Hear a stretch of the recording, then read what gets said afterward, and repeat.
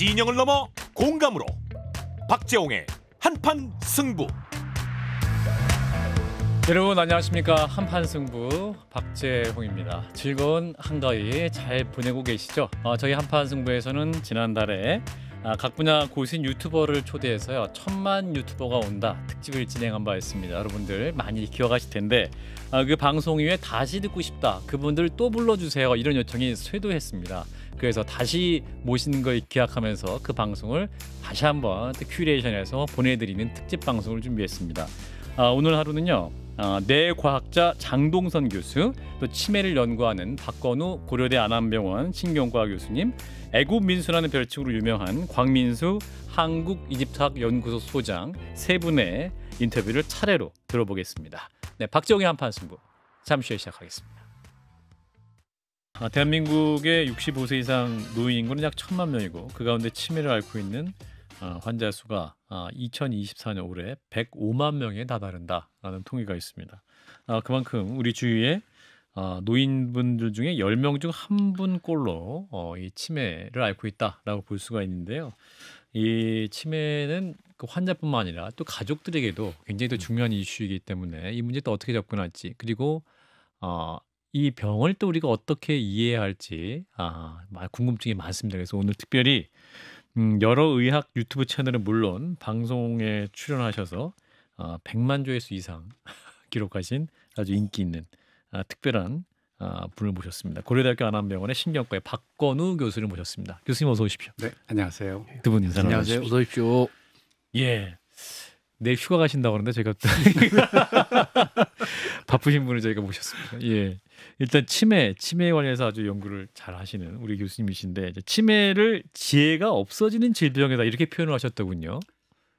네, 사실은 저한테 다니시는 분 중에 예. 아무래도 대학병원에 있으시다 보니까 참 왕년에 잘 나가셨던 분들이 꽤 있으시죠. 예. 하지만 그분이 또 꽤 우리가 알고 있기로도 저분한테 진짜 이러한 것을 배우고 싶다라든가 따라하고 싶다라든가 타의 모범이 되셨던 분들도 계시고 했는데 그러한 분들의 그 지혜로움이 하나둘씩 없어져 가는 것을 관찰을 하게 되죠. 병이 진행되면서.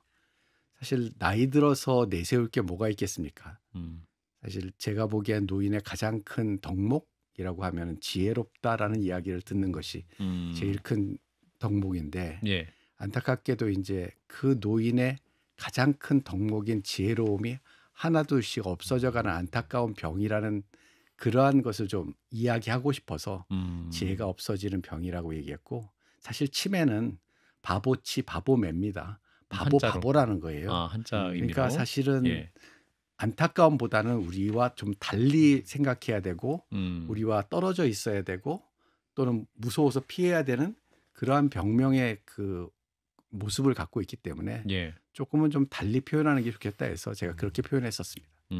뭐 저희 방송을 들으신 분 중에도 치매 관련 환자가 있으시거나 혹은 또 가족이 있으시다면 또 질문 주시면 저희가 또 교수님께 대신 제가 여쭤봐드리겠습니다. 우물정 하나둘 단문 50원, 장문 100원의 유료 문자입니다. 자, 일단 그 치매라고 하면 저희가 일단 깜빡깜빡하는 경우에 나 혹시 치매 아니야? 이렇게 생각하는데 증상이 다양하게 나타난다면서요? 그렇죠. 사실 우리가 확인할 수 있는 것은 남들도 확인하고 나도 확인할 수 있는 것은 아마 기억력이라는 부분이 확인이 가능할 거예요. 그렇지만 우리가 인지 기능이 떨어지는 병을 얘기합니다. 치매는. 인지. 예. 인지 기능이 또 뭐냐? 그게 제일 어려운 건데 그냥 저는 사람이 사람답게 사는데 필요한 기능이다. 즉 언어 구사 능력이라든가 말하기. 그리고 기억을 단지 하더라도 그것의 가치를 같이 기억을 해주는 거죠. 그래 사실은 동물적인 기억은 무서우냐, 내가 잡아먹을 대상이냐, 아니면 피해야 될 대상이냐 이 정도만 있는데 우리는 기억을 뭘로 하냐면 같이 무엇을 할 것인가. 왜냐하면 우리는 약한 존재였기 때문에 예. 사회를 이루어야지만이 됐었기 때문에 우리 뇌는 상당히 다른 사람과의 소통이 중요했고 다른 사람과 같이 사는 게 중요했어요. 예. 그래서 그러한 것들을 하기 위해서는 나름대로의 판단력도 있어야 되고 또 나름대로 가치 체계를 계산하는 능력도 있어야 되고요. 예. 그리고 서로 소통하는 언어 능력이 있어야 되고 배려심이 있어야 되고 또 그것을 기억하는 기억 능력이 있어야 되는데 이런 것들이 종합적으로 이제 인지 기능이라고 하죠. 예. 하지만 다른 동물하고는 좀 다른 기능이긴 하지만 이러한 기능이 서서히 없어져 가서 생명이 없어지는 병이 아니고요. 생존이 위협받는 것도 아닙니다. 도와주면 사니까. 그 사람의 생활 능력이 없어지는 거예요. 사는 능력이. 그래서 우리하고 좀 달리 생활을 하는 모습을 보입니다. 이제 평소 때 당연히 카드 갖고 저기 은행 앞에 가면은 ATM 기기에 꽂고 돈을 찾고 예. 이거 우리는 그냥 당연한 거라고 예. 생각하는데 이분은 그걸 하면은 들고서 서 계세요. 다음에 어떻게 무엇을 해야 될지 다른 사람한테 자기의 지금 문제가 무엇인지를 물어보는 것도 판단이 안 서요. 언어로 표현을 하려고 하는데 자기의 언어 표현이 잘 안 돼요. 그리고 그러다 보면 당황하면 내가 왜 여기에 있는지도 모르고 무서워지죠. 이러한 종합적인 현상이 그분한테 벌어지게 됩니다. 예. 그래서 인지 기능이 떨어져서 생활 능력이 없어지는 것을 치매라고 얘기합니다. 그래서 이제 그 치매라는 병 자체도 굉장히 뭐랄까요, 슬픈 지혜가 없어지고 기억이 없어지는 병이기 때문에 좀 다 마음이 아프지 않습니까? 그래서 이 과연 이게 예방을 할 수 있는 병이냐라는 그런 질문 가장 많이 받으실 것 같아요. 그 예방에 대한 이야기가 이제 제일 먼저 젊으신 분들 요 때도 많이 오십니다. 예, 40, 50대. 40, 50대도. 예. 왜냐하면 너무 바빠요. 우리가 생각하고 처리해야 될 것이 너무 많아요. 예, 그렇죠. 이런 분들은 정보가 과부하돼서 뇌에서 정리를 못하기 때문에 잊어먹는 거예요. 그래서 단지 깜빡깜빡하고 기억이 좀 없어졌다고 해서 치매는 아닙니다. 예. 이런 분들은 생활을 정리하면 다시 또렷또렷해져요. 그러니까 너무 과도하시는 분들이라든가 일이 많으신 분들이 기억이 좀 떨어진다고 오셔서 얘기하시는 게 잠 못 자고 일 많고 생각할 거 많고 우울하고 힘들고 뭐 이런 것들이 겹쳐서 예. 결국에는 기억이 안 나는 건데 이런 건 치매라고 하진 않아요. 그렇다면 이것은 치매로 가는 것이 아니라 치매 증상 중에 하나를 보인 거죠. 이것 때문에 놀래갖고 큰 저것을 하실 필요는 없어요. 그런데 이제 예방을 생각한다고 했을 때는 어느 때부터 우리가 생각하냐면 보통은 과거에는 60대부터 생각을 했습니다. 왜냐하면 60대부터 치매라는 이야기가 주변에서 친구한테 들려오기 시작해요. 친구 중에 그런 환자가 있을 수도 있고. 네. 아주 드물게 정교에 한 명. 한 명 정도. 그러다가 65세, 70세 가까이 되면은 이게 우리 반에 한 명 정도의 이야기를 듣게 되고 80세가 가까워지게 되면은 내 짝꿍이나 내 주변의 분단에서 한 명 얘기가 들어오고 예. 사실은 저와 같은 경우도 이제 뭐 장모님, 장인어른 이렇게 네 분의 부모님을 모시잖아요. 예. 85세가 넘으면은 네 분 중에 한 분은 치매일 가능성이 많아요. 지금 현재 통계상. 예. 점점 많아지죠. 그래서 이제 점점 이렇게 많아지기 때문에 두려움을 느끼는데 그럼 이걸 예방하려면 어떻게 해야 되냐? 오래 살지 않으면 돼요. 아주 간단한 얘기인데 치매는 오래 살아서 우리가 관찰하고 보게 된 병입니다. 그러니까 제일 늘어서. 원인이 뭐냐고 물어봐서 원인을 제거하려면 나이 드는 걸 없애야 되는 거예요. 근데 이건 안 되잖아. 예. 예. 그래서 많은 분들이 이거 원인만 제거하면 된다고 얘기하는데 노화를 없앨 방법이 없는 거예요. 그러면 이제 우리가 할 수 있는 것은 그러면 그래도 애써서 얼마큼 예방할 수 있느냐 봤더니 한 40% 지금 현재보다 40%는 예방할 구석이 있더라. 아하. 40% 예방할 구석이라는 것이 이제 매번 발표가 되는데 많이 늘었어요. 40%는 많이 는 거예요. 근데 40% 뭐냐 그러면은 그냥 쉽게 얘기해서 뇌의 예비능을 키우고 뇌가 병들지 않게 하는 두 가지 방법을 해야 되는 거예요. 두 가지가 있다. 네. 적어야죠. 그런데 뇌 예비능을 넓히는 방법이 뭐고 뇌를 병들지 않게 하는 방법이 뭐냐 이게 또 중요하잖아요. 그래서 우리가 이제 뇌를 병들지 않게 하는 방법은 아주 간단합니다. 알고 계신 혹시 뭐 병원에 다니시는 거 있으세요?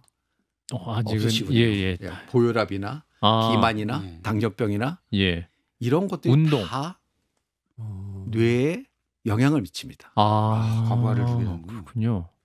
특히나 뇌로 가는 혈관을 좁혀주게 돼요.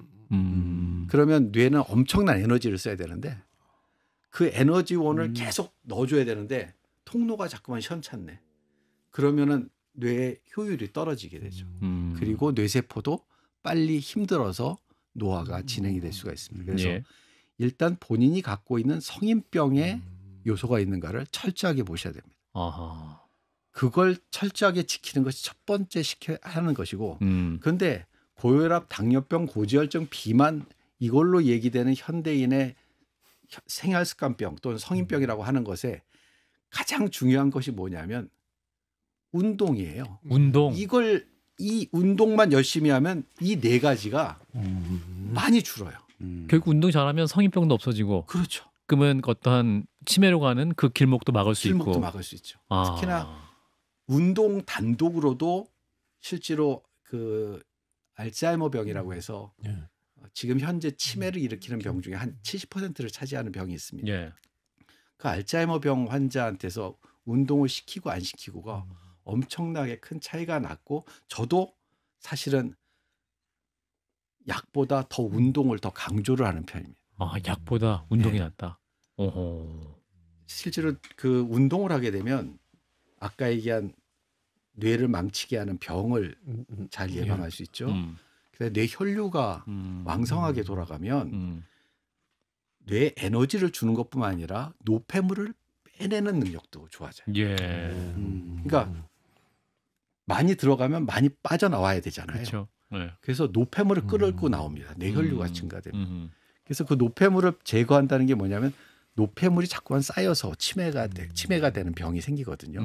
그래서 그걸 해주니까 운동이 좋고 거기다가 운동을 하게 되면 나이가 들어도 뇌를 재생시키는 물질이 찔끔찔끔 나옵니다. 운동을 안 하면 안 나와요. 그러니까 뭐 이렇게 가시같이 생기고 벽에 붙어 있는 그 바위 붙어 있는 뭐 저 어패류 있죠. 성게인가 멍게인가. 예, 뭐 굴 뭐 이런 거 따개비 있고 뭐 이런 거. 아니 따개비. 이렇게 가시 달린 거. 성게. 성게입니까? 예. 제가 자꾸만 멍게하고 헷갈려요. 예. 성게. 성게. 성게도 제일 처음에 이렇게 물에 떠다닐 때는 뇌가 있어요. 운동하니까. 그런데 얘가 운동하니까. 그런데 얘가 바위에 딱 붙잖아요. 그럼 뇌가 퇴화해서 없어져요. 멍게가 그런다고 그러더라고요. 그러니까 우리가 동물이잖아요. 운동을 안 하면 뇌가 할 일이 없어서 수축이 됩니다. 그러니까 운동이 진짜 중요하죠. 그러니까 운동이 아까 얘기한 대로 기본으로 딱 깔리면서 아까 얘기한 그 성인병을 쫙 잡아줘. 그리고 성인병에 대해서 그것만 된다고 해서 다 치료되는 것이 아니라 예. 당뇨병은 저 음식 조절도 해야 식이요법 되고 조절해야죠. 혈압약도 먹어야 예. 되고 이런 것도 철저히 해주시고 아까 얘기한 예비능을 키운다는 문제가 있는데 요것은 이제 사실 우리가 국영수만 갖고 평생을 살잖아요 요즘. 국영수. 예. 네, 18세에 모든 게 인생이 결정이 되죠. 그러니까요. 큰 불행입니다. 예, 사실. 불행이죠. 그런데 60세 넘으면은 은미체입니다. 음미체. 음악, 미술, 체육. 예. 사실 그 60세 넘어서 국영수 갖고서 뭐 어디 가서 얘기하려면 하나? 예, 뭐 정석과 이게 안 성문종합이 돼요. 아무 예, 의미가 그렇죠. 없습니다. 예, 예. 아무도 안 예. 좋아하는 사람이 없어요. 예.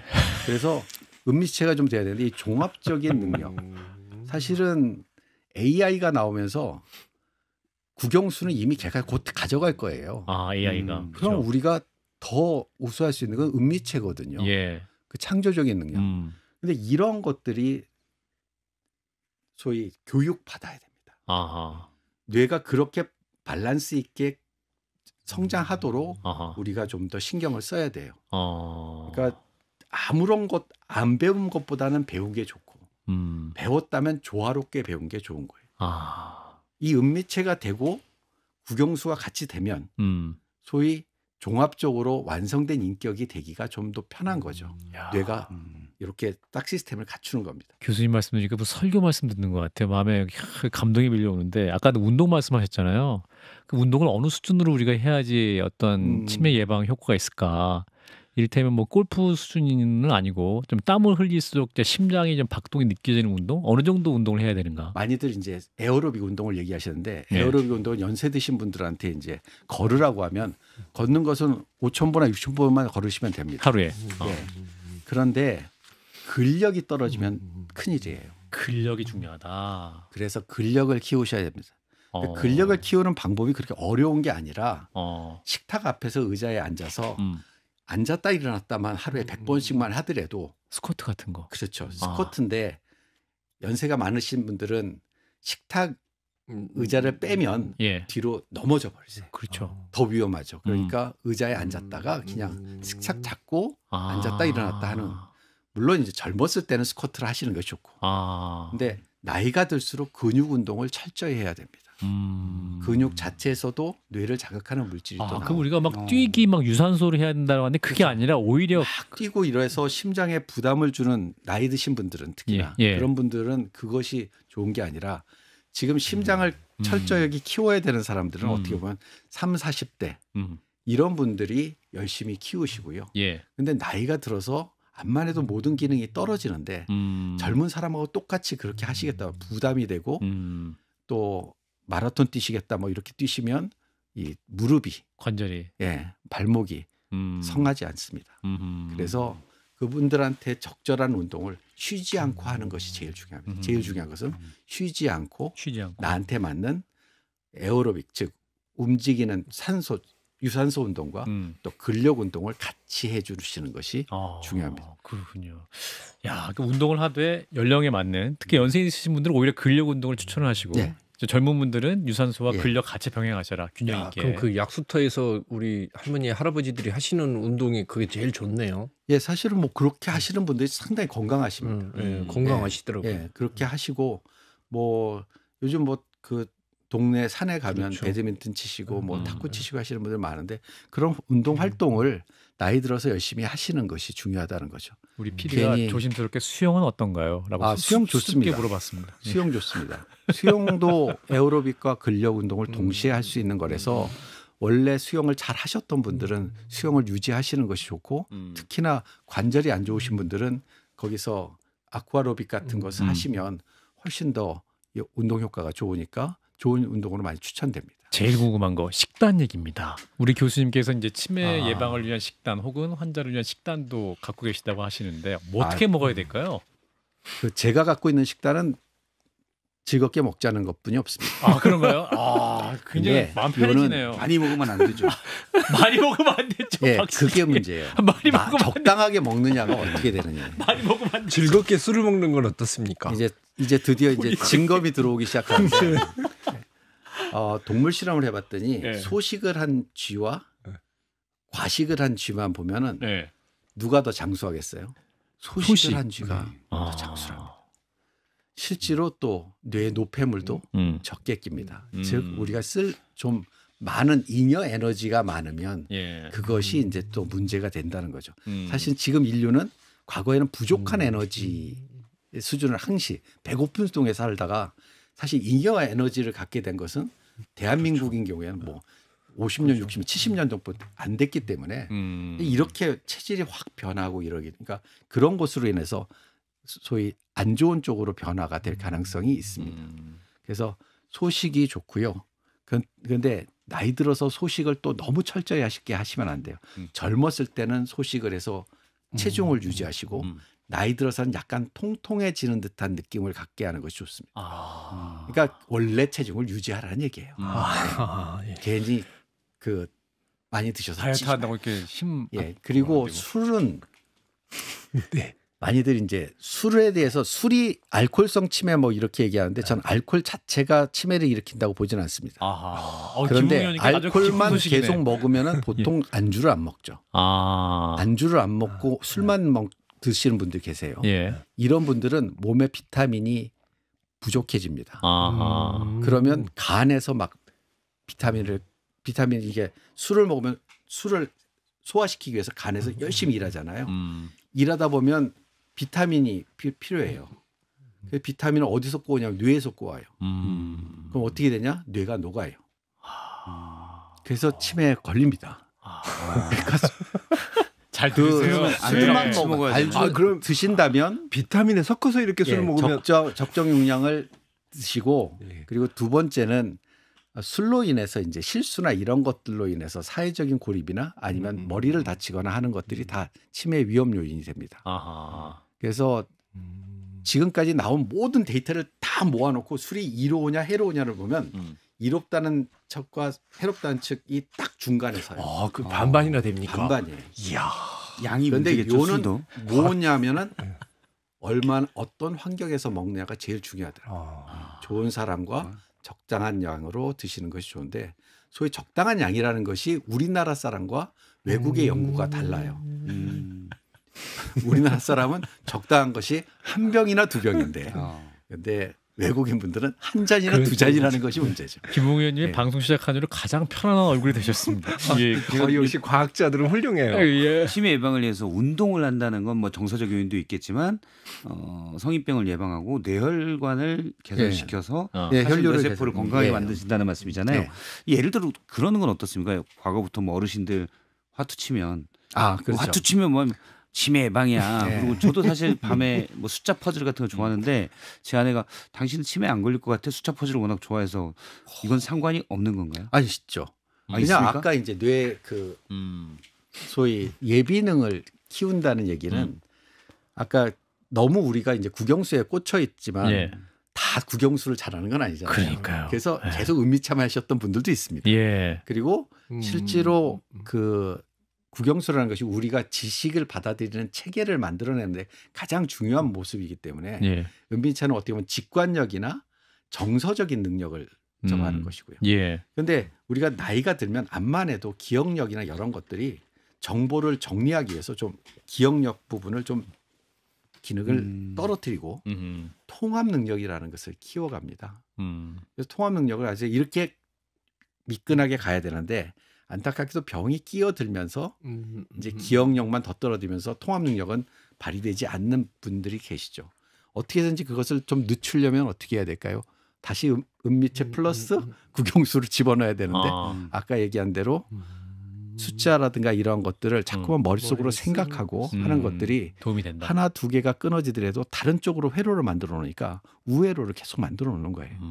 그래서 하나가 망가지더라도 여러 개로 뭉쳐져 있는 이 신경은 하나 대 하나로 1대1 대응이 아니라 다대일 대응을 하고 있거든요. 그래서 통신망에 내 그 A라는 기지국이 망가지더라도 BC국으로 이렇게 우회해서 다시 네. 통신이 재개되듯이 그렇게 다른 통신망을 만들어 놓는 것이 아까 얘기한 그 화투를 치는 것도 좋고요. 게임을 하는 것도 좋고 그리고 사람들과 그런 데 만나는 것이 제일 중요합니다. 요는 화투를 치는 것이 뭐가 좋으냐면 사람들과 재밌기 때문에 하는 거예요. 그러니까 재미없는 그 뭐 일일 뭐 이거 산수 풀기 이런 거 하면 이건 그렇게 도움이 안 되는 지적 능력이 안 돼. 같이 모여서 노래하고 얘기하고 노래.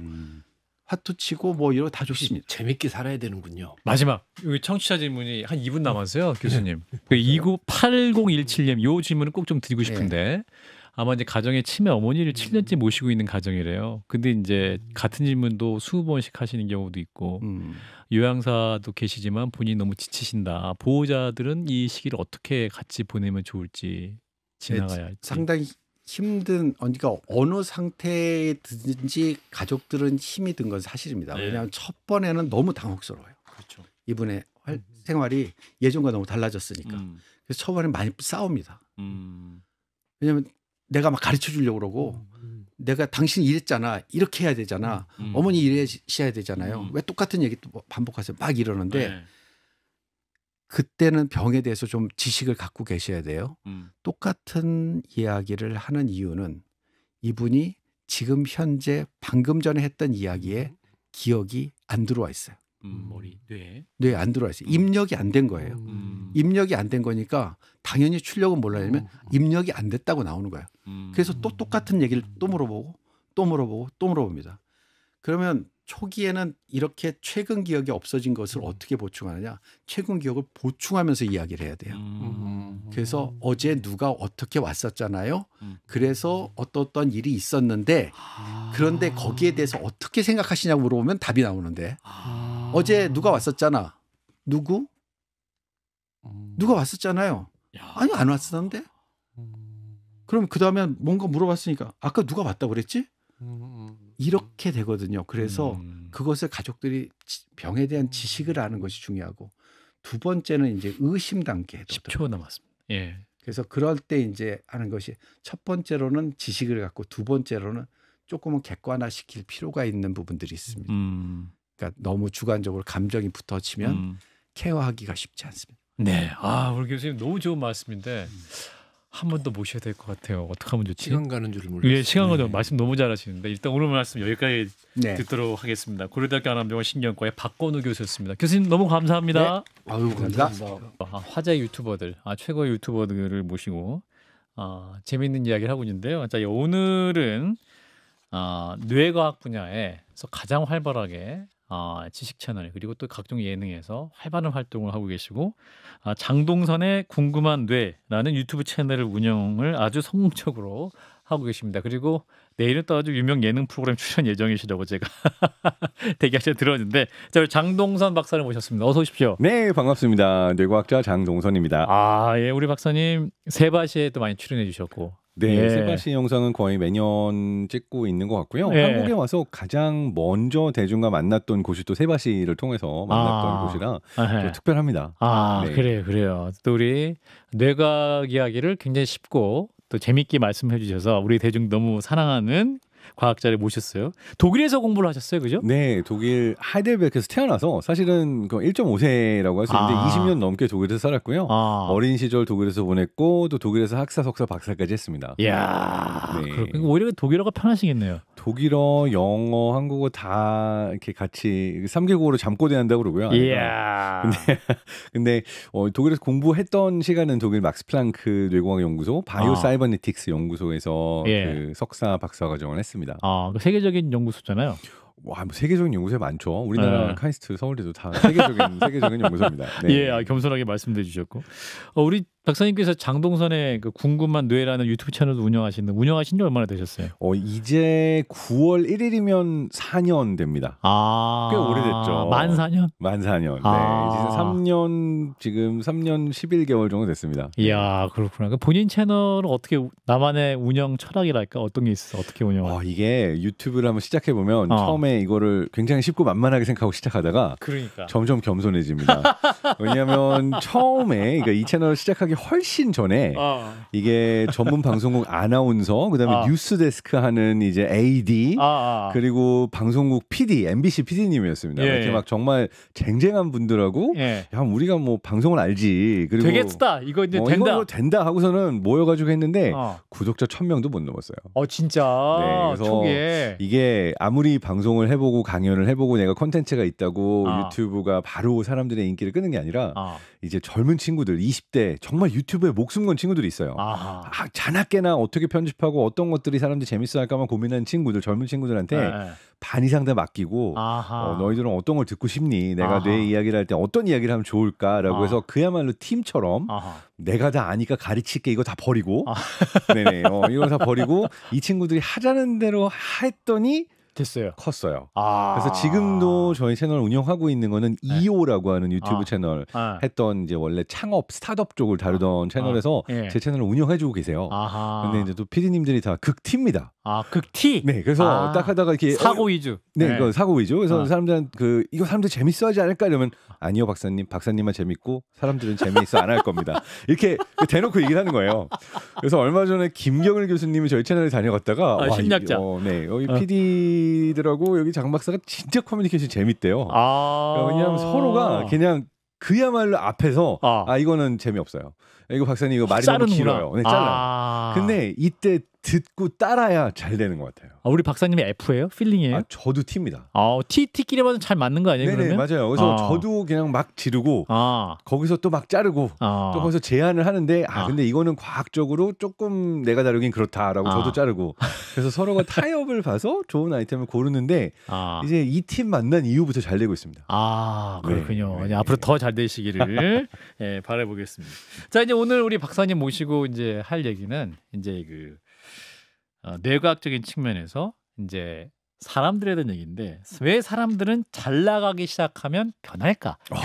그렇죠. 네. 변하는 건 맞아요? 변합니다. 변해요? 본인도 모르는데 변해요. 변해. 네. 스타 되면 변해.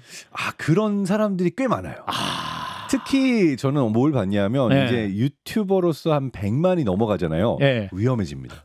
그렇구나. 왜 위험해지냐면은 내가 세상을 보는 시각이 그 전까지는 진보, 보수, 좌우 다양한 사람들로부터 정보를 얻었다면 그렇지. 100만 정도 되는 팬덤이 생기면 이건 우리 뇌가 감당할 수 없을 정도로 많은 숫자예요. 한판 승부도 위험해지고 있군요. 저게 100만량이 가고 있는데 약간. 그렇죠. 그러니까 한판 승부가 계속 잘 되려면 다양한 사람들의 소리를 들어야 됩니다. 동의하건 동의하지 않건. 네, 굉장히 다양한 사람들의 소리를 들으면 되는데 보통 이제 유튜브 팬덤이라고 하는 거는 나를 좋아하고 그렇죠. 또는 나랑 비슷하게 생각하는 사람들이 모이게 돼 있어요. 그렇지. 편향을 확증하고. 그렇죠. 그러니까 강화하고. 어느 순간 인간의 뇌는 원래 우리가 한 250명 모여 살 때 진화한 뇌를 우리가 수만 년째 지금 갖고 있는 거거든요. 근데 100만이라고 하는 숫자 중에 뭐 댓글 남기는 사람이 10명 중에 1명밖에 안 된다고 해도 10만이잖아요. 그렇죠. 이렇게 많은 사람들의 피드백을 받도록 진화한 뇌가 아니에요. 그러니까 이게 몇천 개의 댓글을 그냥 쓱 훑어보는데 이들은 이렇게 생각하는구나라고 보면은 어느 순간 뇌가 세상은 이렇게 돌아가는 거야. 사람들은 이렇게 생각하는 거야. 라고 그걸 기준점의 모델로 만들어버려요. 근데 이게 굉장히 위험합니다. 왜냐하면 내가 뭐 좌냐 우냐 진보냐 보수냐 내가 어떤 종교를 가지고 있냐에 따라서 나의 팬덤이 다르잖아요. 이게 세상의 전체가 아닌데 그렇죠. 그것 자체를 나의 세상의 전체로 생각해버리게 되는 거고 거기다가 내가 100만 명이나 된 사람이 나를 바라보고 있으니까 나도 모르는 사이에 일종의 미디어 권력이 생기는 거죠. 그러면 뇌가 변합니다. 그렇구나. 뇌가 감당이 안 된다. 그럼 이게 자기 객관화가 안 된다는 얘기네요. 그렇죠. 그러니까 뇌는 매 순간 내가 어떠한 것들을 세상에서 접하느냐에 따라서 뇌 안에 만들어 놓은 세상의 모델을 업데이트하고 있어요. 근데 그 세상이 어떻게 만들어지냐?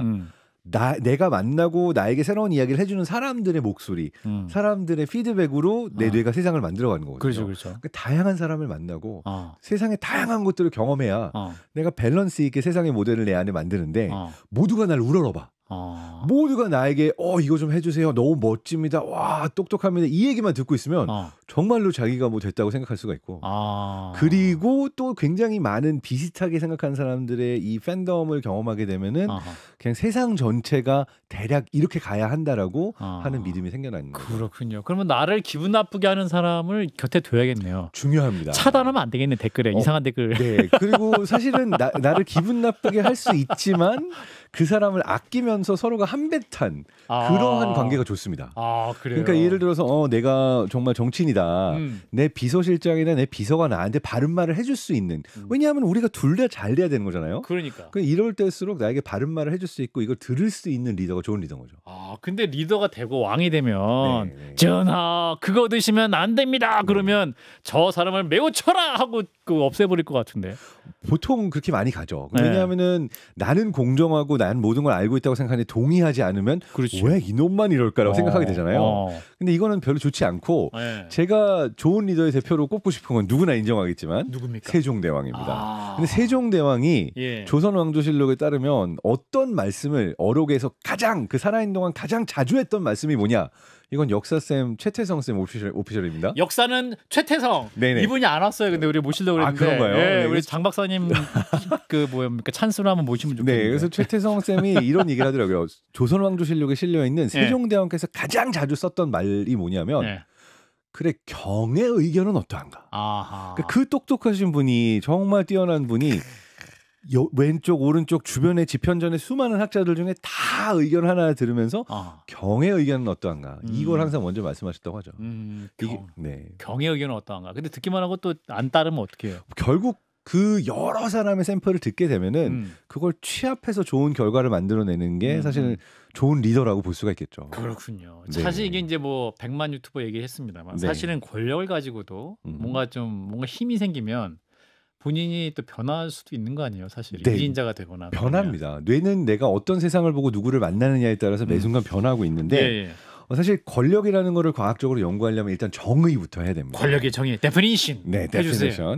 파워. 자, 일단은 제가 연구한 영역에서 권력을 정의할 때는 사회적 권력을 정의를 합니다. 사회적 권력. 소셜 파워. 그러니까 뭐냐면 내가 누군가한테 영향을 타인에게 영향을 끼칠 수 있는 포지션이 권력을 가진 포지션이에요. 그러니까 내가 다른 사람으로부터 영향을 안 받아도 되는데 예. 나는 다른 사람에게 굉장히 많은 영향을 끼칠 수 있다.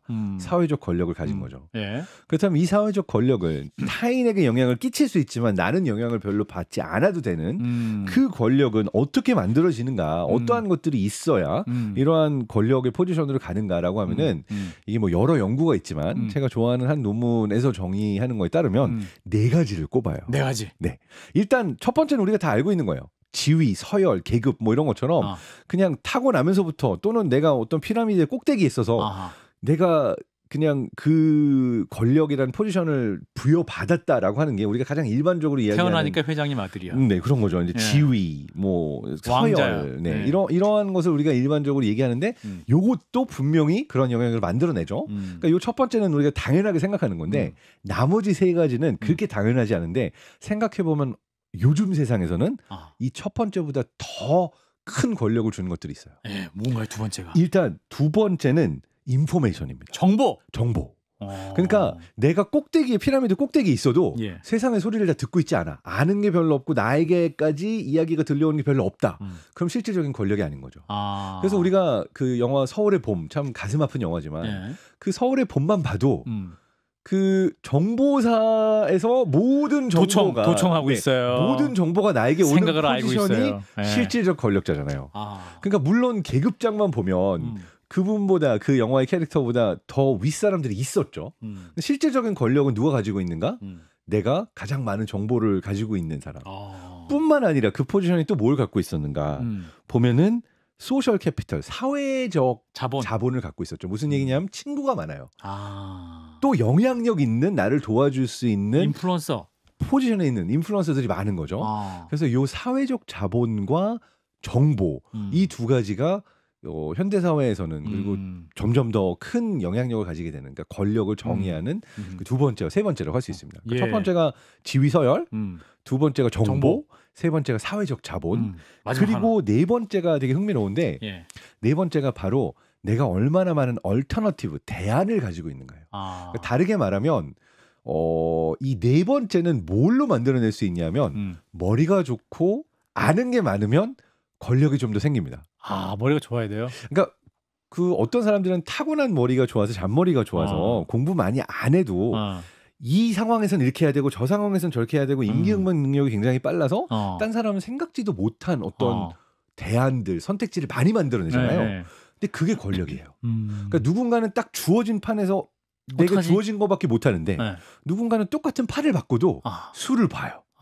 그래서 한 사람은 수를 한두 개밖에 못 보는데 저기 그 많은 수의 선택지를 가지고 전략을 쓸 수 있는 사람은 자동적으로 권력이 생긴다. 그래서 내가 얼마나 많은 선택권, 얼터너티브 대안을 가지고 있는가 역시도 권력을 만드는 그 하나의 요인이라고 볼 수가 있는데 예. 저는 이 네 번째를 좋아해요. 왜냐하면 지위 서열 요거는 내 마음대로 생기는 게 아니고. 그렇죠. 그 다음에 뭐 소셜 캐피탈 친구 많은 것도 걔네들끼리 모여가지고 나랑 친구 안 해 이러면 상처받고. 맞아요. 그리고 정보라는 것도 물론 내가 많이 수집할 수가 있겠지만 이렇게 쉽게 생기지 않는 거지만 그 정보와 그다음에 선택권이라고 하는 거 물론 이게 다 서로 상관관계가 있습니다만 요거는 이제 내가 열심히 노력해서 공부하고 뭔가 되게 나의 노력으로 얻을 수 있는 게 아닌가라고 생각해서 좋아하는 포인트입니다. 그렇군요. 근데 이렇게 이제 권력을 갖게 되면 이제 최고지에 올라가면 변하게 되잖아요. 변해요. 왜 변해요? 이게 무섭습니다. 일단 뇌가 변하는 이유는 되게 간단해요. 네. 우리 몸에서 비용을 제일 많이 써요. 비용? 어떤 비용? 그러니까 우리가 에너지가 우리 몸이 쓰는 비용이라고 보면 네. 먹고 나서 우리가 뭐 근육을 움직이려고 그래도 생각을 하려고 그래도 다 에너지가 드는 네. 일이거든요. 네. 근데 우리 몸에서 뭐 심장, 폐 모든 장기를 다 합쳐놓고 봤을 때 온몸의 에너지를 제일 많이 쓰는 게 뇌예요. 온몸의 20%에서 25% 정도를 씁니다. 그러니까 회사로 치면 예. 이 부서 혼자서 우리 회사 예산의 4분의 1을 쓰는 거예요. 굉장히 비싼, 굉장히 공부 비용이 많이 하면 드는. 체력이 많이 쓰는 건 맞네요. 그러면. 그쵸. 내가 막 영어로 공부하고 뭔가 되게 어려운 걸 공부하고 나면 운동장 몇 바퀴 돈 것만큼이나 에너지를 많이 쓰는 거죠. 그런데 이 비용을 뇌는 줄이려고 해요. 왜냐하면은 내가 계속 생각해야 되고 저 사람은 어떻게 대응할까, 내가 이 사람한테 잘 보이려면 뭘 해야 되지, 뭐 이 생각을 하려면 계산. 그쵸. 이게 다 에너지가 들어가는 거거든요. 뇌가. 그러다 보니까 최대한 안 할 수 있으면 뇌는 그런 걸 안 하고 싶어 합니다. 그런데 그걸 안 할 수 있나요? 내가 당연히 상관하는 게 잘 보여야 되고 동료들, 고객들 내가 챙겨야 되는 사람이 살면서 얼마나 많아요. 그러니까 뇌는 늘 다른 사람들을 챙기면서 열일을 하는데 내가 다른 사람 눈치 볼 일 없고 다른 사람에 대해서 나는 영향력이 많으나 다른 사람으로부터 뭐 눈치 볼 일 없고 내가 그런 어떤 의존할 필요가 없는 포지션이 되면 뇌는 자동으로 내가 쓰는 비용을 줄이려고요. 내가 에너지를 안 쓰고 내가 괜히 귀찮게 저 사람이 어떻게 느낄까 왜 생각하고 있어. 그 오히려 권력을 최고로만 권력 가질수록 소통하려고 에너지 안 쓰고 싶어 할 수도 있겠네. 필연적으로. 그렇죠. 근데 되게 재밌는 게 두 가지가 있습니다. 권력은 계속 유지하고 싶어지잖아요. 그러니까 계속 유지하고 싶어 하니까 그렇죠. 일단 공감 능력은 저하가 돼요. 공감 능력이 저하된 이유는 공감하는데 에너지가 많이 들어가요. 우리도 알 맞아. 겁니다. 들어야 돼. 어디 들어야 뭐 되니까. 명절날 가서 다 들어주면서 힘든 얘기 다 이렇게 들어주고 맞장구 쳐주면 엄청 피곤하잖아요. 맞아요. 그러니까 공감 능력이 나도 모르는 사이에 줄어들어요. 내가 모르는 사이에. 어떻게 테스트를 하냐면 사람들한테 마스크를 씌우고 코로나19 때 같은 상황인 거죠. 네. 눈빛만 보고 이 사람의 감정을 알아맞추라고 그래요. 이거는 이제 영국의 학자가 만들었는데 Mind in the Eye 테스트라고 그래서 눈만 보고 눈빛만 보고도 감정을 읽어내는 테스트를 합니다. 예. 근데 흥미롭게도 권력자의 포지션에 있을수록 못 맞춰요. 그러니까 보통 사람 딱 눈치만 보고도 오늘 기분이 안 좋구나, 화가 났어, 좀 슬픈 것 같은데 뭐 이런 걸 읽어내는데 보통 우리 다 잘 하거든요. 첫째보다 막둥이가 눈치 잘 보잖아요. 맞아요. 우리 집도 둘째가 눈치를 많이 봐요 보면. 근데 내가 이제 뭐 대리 때는 눈치 잘 보다가 내가 상무님이 됐어. 임원을 달았다. 그럼 갑자기 이 눈치가 떨어지는 거예요. 그러니까 공감 능력이 떨어지면서 직원들이 와가지고 지금 기분이 되게 안 좋은데 다들 기분 좋지 이러고 가는 거죠. 혼자만 기분 좋고. 근데 이게 본인은 모른다라는 게 맹점이에요. 나는 공감 잘하는 사람이라고 믿고 있지만 나의 뇌는 이게 에너지가 많이 들어가니까 나도 모르는 사이에 여기에 쓰는 비용을 낮춰놓은 겁니다. 근데 재밌네. 내가 공감 능력이 떨어졌다라고 생각을 못한 이유가 또 있어요. 왜 그래? 뭐냐면 언뜻 비슷한 것 같지만 조금 다른 능력은 올라가요. 어떤 능력이 올라가요? 대인 관계를 읽어내는 민감도는 올라가요. 어떤 데? 얘가 난 충성한다 안 한다? 충성한다 안 한다도 그렇고 이런 거죠. 쫙 회의 들어가요. 회의 들어가가지고 이들이 지금 기분이 안 좋은지 화가 나는지 이거 못 읽어냅니다. 근데 이들 중에서 지금 누가 인기가 제일 많고 나한테 쓸모가 있을지 뭐 시켰을 때 제일 잘할 것 같은데 뽑아내는 거 잘한단 말이에요. 딱 보고. 그냥 딱 보고도 이들 중에서 얘네들 중에선 얘가 인기인이구나. 대인관계에서 이 사람을 잡아야 되고 이 사람은 내가 별로 신경 쓸 필요가 없는 사람이구나. 누가 인싸고 아싸고 이런 거 읽어내는 능력이 있죠. 그렇죠. 이게 이제 대인관계에 대한 민감도가 올라가는 건데 그러니까 나 말고 누가 나에게 이제 쓸모가 있을까 또는 내가 잘 썼을 때 활용할 수 있을까 요런 대인관계를 읽어내는 능력은 올라가요. 권력자가 되면. 대통령 되면 딱 보이겠네요. 그렇지. 얘는 믿어야 되고 얘는 믿지 말아야 되고 이게 보이면 좋은데 또 모르겠습니다. 이게 모든 사람에게 다 보이는지. 내게 쓸모 있는 사람만 고른다라는 게 본인 스스로에게 그 상황에선 좋을 수 있지만 전체적으로 봤을 때는 또 그게 정말 좋은 선택인지는 또 다른 기준으로 볼 수도 있는 거죠. 그렇군요. 사실 이제 권력 관계를 보면 이제 수많은 역사를 보더라도 1인자가 있잖아요. 1인자가 있는데 대개 1인자들이 2인자를 인정 못하고 꼴보기 싫어한다거나 이 1인자와 2인자의 다툼이 있고 뭐 이렇게 영화를 봐도 조폭도 보면 2등이 또 1등과 뭐 배신 관계가 생기고 이런 거 아닙니까? 1위가 2위 차선을 왜 인정을 못할까? 이것도 약간 제가 볼 때는 편견이라고 생각이 되는데요. 편견이에요? 네네네. 이거는 어떻게 보면은 그런 사람이 1인자로 올라가는 사회의 문제라고 봅니다. 왜냐하면 보통 2인자를 옆에 두지 않는 사람은 누구냐? 기회가 나면 짓밟고 올라간 사람. 기회가 났을 때 뒤통수를 치고 본인이 그렇게 올라간 사람? 본인이 그렇게 올라갔으니까 2인자를 안 두는 거죠. 왜냐하면 기회만 주면 얘도 뒤통수를 칠 거야. 이렇게 내가 생각하니까. 성공했던 경로를 너도 따라할 거니까 그렇죠. 나도 너 못 믿겠어. 그렇죠. 자신의 경험에 의거해 세상이 모델을 뇌가 만들고 있으니까 이렇게 올라간 1인자는 2인자를 안 둡니다. 그런데 제가 가끔 드물지만 어떤 분들을 보냐면 굉장히 인덕을 많이 쌓으셔서 이분 밑에 있으면은 잘 되고 잘 키워주시고 나보다 후배들을 더 잘 챙겨주시는 종류의 회장님들 뭐 권력자들이 뭐 역사 속에도 있죠. 이런 분들은 내 옆에 2인자를 안 두는 게 아니라 아주 많은 2인자들을 두는 그러한 케이스죠.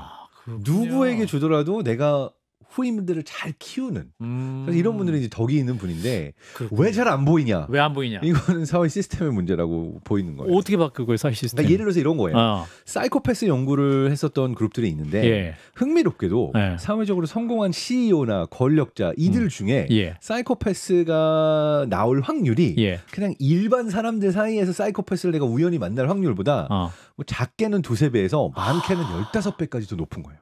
그렇게 위험하신 분들이구나. 사장님들이. 그게 늘 그런 건 아닌데요. 그런 연구들이 이제 미국에 있었고 네. 이제 이 연구를 했던 학자들은 무슨 이야기를 하냐면 네.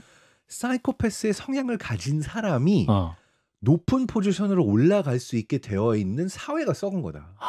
그러니까 우리가 인덕을 쌓고 예. 잘 후배들 챙겨주고 이런 맞아요. 분들이 올라갈 수 있는 사회가 돼야 되는데 왜 그런 사람들이 높은 곳에 올라가 있고 사이코패스가 권력을 가진 사람 중에 많냐?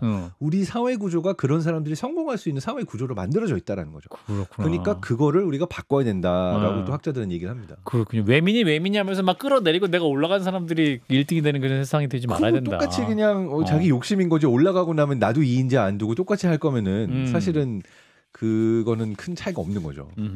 그리고 아까 이제 네. 권력을 갖게 되면 사람이 변하는 거 2가지 얘기했잖아요. 대민감성, 공감 능력. 대민감성 올라가는데 공감 능력이 저하된다. 또 2가지가 올라가고 내려가는 게 하나씩 있는 게 또 있어요. 일단 도덕성과 윤리성은 떨어집니다. 그러니까 내가 굉장히 도덕적인 사람이라고 생각했다가도 권력의 포지션에 올라가게 되면 야 나는 괜찮아. 야 내가 이렇게 하는데 이거 괜찮은 거야 라고 비윤리적인 행동인데 합니다. 그게 음주운전일 수도 있고요.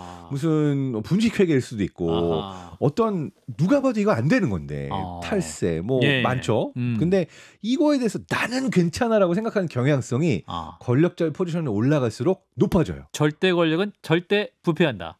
그래서 이거는 어떤 실험을 했냐면 다양한 사람들을 이렇게 시험을 보게 하는 테스트가 있었어요. 근데 권력을 안 가진 사람은 테스트 보는 도중에 이 시험관이 답안지를 이렇게 교탁 위에 놓고 나가는 거예요. 답안지가 분명히 좀 놓여 있는 걸 보고 있음에도 그냥 나는 시험을 봐야지 양심에 맡기고 보는 거죠. 예. 근데 꼭 어떤 분들이 이 답안지를 들춰보냐?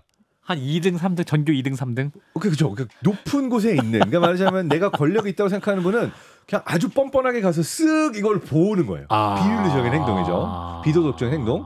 그러다가 걸리잖아요. 그럼 뭐라고 말하면 나 그거 다 아는 문제였어. 내가 그걸 몰라서 봤을 것 같냐고. 오히려 되게 뻔뻔하게 그 부분에 있어서 오히려 적반하장하는 경우들이 많은데 재밌네. 흥미롭게도 내가 뭐 이래봤자 누가 나를 뭐 어떻게 할 건데 라는 그런 배짱이 있을 정도로 권력이 있는 사람들은 도덕성이 떨어진다. 도덕성 윤리성이 떨어질 확률이 올라갑니다. 그래서 굉장히 주의하셔야 돼요.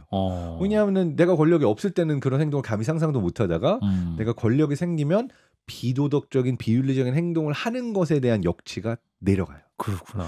그런데 흥미로운 게 또가 뭐가 있냐? 내가 옳다, 내가 맞다라고 생각하는 자기 확신은 올라가요. 야, 큰일이에요. 야, 나 정말 이건 너무 큰일이네. 이게 되게 재밌는 게 이게 실제로 자기 확신. 뇌과학 심리학에서도 어떻게 이걸 테스트하냐면 테스트를 주고 당신이 선택한 이 답안이 얼마나 진짜 답안일 거냐라고 확신을 하냐라는 2번째 질문을 던지는 거예요. 근데 이게 뇌에 서로 다른 메커니즘입니다. 내가 답을 잘 맞추고 못 맞추고는 그냥 내가 아는 지식에 나의 스킬에 따라서 시험을 잘 보고 못 보고 나오는 거고. 근데 각각의 문제를 굉장히 잘 내가 맞췄는지 틀린지를 아는 분들이 있어요. 이런 분들은 이제 메타인지가 높다라고 하는 거죠. 예를 들어서 나 시험 봤는데 10문제 중에 2문제는 틀린 것 같아. 이렇게 얘기했는데 실제로 보면은 100점 만점 80점 나온 거예요. 그리고 나 망했어. 40점 정도 나올 것 같아. 진짜 40점이 나와요. 메타인지 능력이 좋은 분들이에요. 그러니까 무조건 확신을 가지고 있는 게 아니라 나는 잘했을 거다 못했을 거다라고 하는 그 감이 스스로에 대한 감이 좋은 건데 흥미로운 건 권력자로 올라갈수록 이 메타인지 능력이 살아있어라. 좋은 정치를 하고 좋은 경영을 하거든요. 그런데 내가 권력이 오랫동안 생기고 내가 그 권력자의 포지션에 있게 되면 아니면 심지어 권력이 있다고 상상하는 것만으로도 자기 확신이 올라가고 내가 맞아. 100% 맞아. 이거 내 말을 못 믿는 거야 지금 네가? 이렇게 가는 거죠. 내가 해봐서 아는데. 내가 아는데 틀리면 이거 이상한데 이거 문제 출제자가 잘못했어요. 뭐 이런 식으로 우기는 거죠. 그래서 이것 역시도 공통적으로 내가 권력이 생기면은 사람들이 이렇게 변한다라고 하는 것들이 있습니다. 정리해 보면 공감 능력 떨어지고, 근데 누가 쓸모 있을지 읽어내는 대인관계 민감도는 올라가고. 가끔 가다가 이거 틀린 건데 하면 안 되는 건데 비윤리적인 행동할 확률은 올라가고 근데 자기가 맞다라고 우기고 내가 이제 자기 확신 이거는 또 올라가는 거죠. 야, 너무 좋은데 박사님 3초 남았어요. 어떻게 하면 좋지? 그러면 이제 우리가 메타인지 요거 메타인지를 높이는 방법 뭐예요? 그 대안은 이 메타인지. 다른 사람의 말을 잘 듣는 거예요. 그리고 그래요? 많은 사람의 이야기를 듣는 거예요. 그러니까 내가 몇몇 사람들의 말만 들으면 안 되는데 아주 넓은 레인지. 그러니까 저 같은 경우는 한겨레 신문도 읽고 조선일보도 읽습니다. 아예 외신들까지 읽어요. 그렇구나. 한 소스만 읽으면 내가 편향될 가능성이 높아서 다양한 이야기를 듣는 게 중요합니다. 알겠습니다. 아유, 오늘 장동선 박사님 강의 들으니까 요거를 팔아고 리더십 코스에 넣어야 될 것 같은 생각이 드는데 한판 승부를 들으시면서 장동선 박사님의 또 유튜브 채널 궁금한 뇌 이 채널도 함께 들으셔야지 좋은 판단할 수 있습니다. 우리 박사님 또 모셔야 될 것 같은데 오늘 여기까지 뵙겠습니다. 장동선 박사였습니다. 고맙습니다. 감사합니다. 예, CBS 아들 박정희 한판 승부 연휴 마지막 날 1000만 유튜버가 온다 다시 듣기 특집으로 진행드리고 있습니다. 네, 연휴 마지막 날 아쉽지만 저희 방송 들으시면서 또 마음 달래시면 좋겠어요. 2부에서는 광민수 한국이집트학연구소 소장의 고대 이집트 이야기 들려드립니다. 잠시 후에 뵐게요.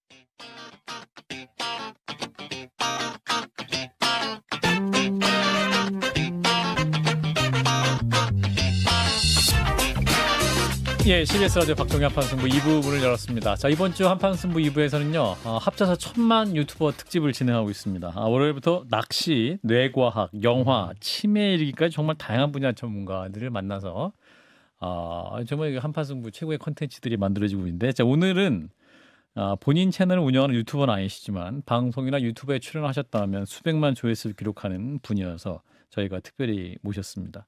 사실 조용필이 항상 끝에 나오기 때문에 자, 이름보다 별명이 더 유명하신 분이죠. 이집트 고고학자 애국 민수라는 별명을 갖고 계십니다. 광민수 한국이집트학연구소 소장님을 모셨습니다. 어서 오십시오. 예, 안녕하십니까. 한국이집트학연구소의 광민수입니다. 예, 광민수 소장님. 자, 반갑습니다. 예.